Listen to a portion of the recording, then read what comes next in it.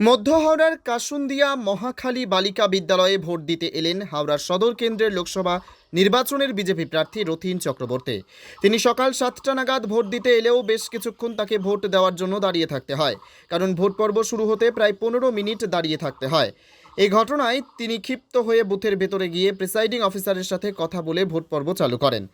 আপনারা যদি মনে করেন আপনারা যাকে অবজারভারকে জানাবেন, জেনারেল অবজারভারকে জানান। 7টা 15 আছে, ইলেকশন 6টা, মানে নির্ধারিত সময় 7টা 15 পর্যন্ত যেন হয়। যতক্ষণ ডিলে হবে ততক্ষণ পর রাত্রি 11টা হলে তাই হবে। আমরা দাঁড়িয়ে থাকবো যেখানেতে যেন। 7টা 20 নাগাদ তিনি নিজের ভোটটি দেন। হ্যাঁ, আমাদের এখানে নির্বিঘ্নেই হয়। আশা করি মানুষ সবাই গণতান্ত্রিক অধিকার প্রয়োগ করতে পারে। যতটা দেরি হলো তারপরে আবার সেটা সেই সময় অ্যাড করবে। এগুলো প্রশাসনিক কাজকর্মের ঠিকমতো এদের অপারগতা, যার জন্য এটা। ব্যুরো রিপোর্ট, পিবি বার্তা।